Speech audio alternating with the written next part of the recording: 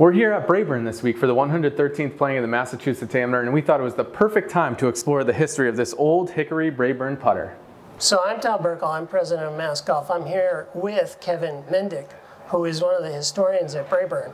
I'm holding in my hand, and Kevin is going to inspect in a second or two, a putter that was found in the museum area of Golf House in Norton.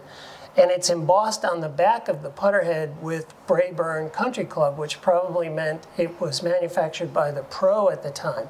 So, Kevin, give us a little rundown on the club itself. Okay, so the Brae Burn Country Club stamp is a stamp that we have seen and heard about. They're pretty rare, but they are around, and as you mentioned, this would be indicative of the club pro. It's possible it dates to Alex Ross in the early 1900s, but it may be a little bit later than that, teens or early 20s. Again, it's hard to tell without any other cleat marks on the club. Now, on the other end of the club, we have the grip.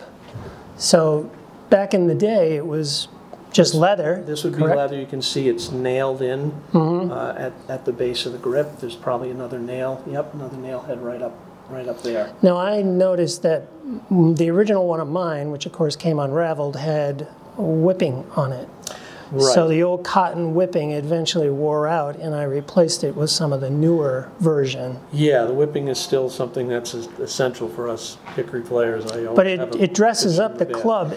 Yeah, it can. When you have some fraying like this, it can just cover that up. So it does look well. And also it can be down in this area. Yep. I've seen clubs with it done decoratively in other places. But it does help to maintain the integrity of the shaft.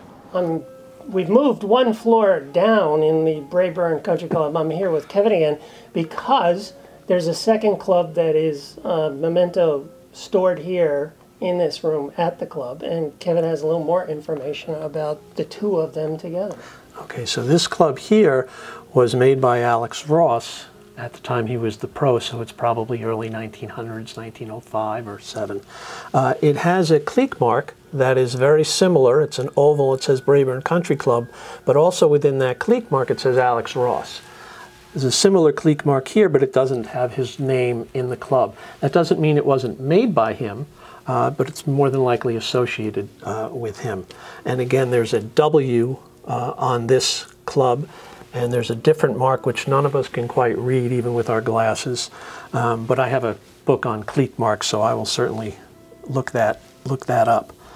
So again, great to have these two clubs together. Yeah, as we were talking, Kevin was making a point that the professional of their day had to be able to cut the leather for the grip, whip it with cord, which is probably cotton, maybe wax, maybe not, and also needed to be a bit of a metallurgist to actually pour and create the head of the club, and then to stamp it appropriately with basically the identifying marks. Yeah, and many of these clubs in that period were hand-forged irons, so the metallurgy at the time wasn't I guess accurate enough, if that's the right word, to have all the heads at the same swing weights, where nowadays the modern clubs, you can bust a club and you send them the number, they'll send you an identical one. It was very different back then in terms of trying to find the matching shafts. So there's a lot of fun, a lot of information. Thanks again. Thank you.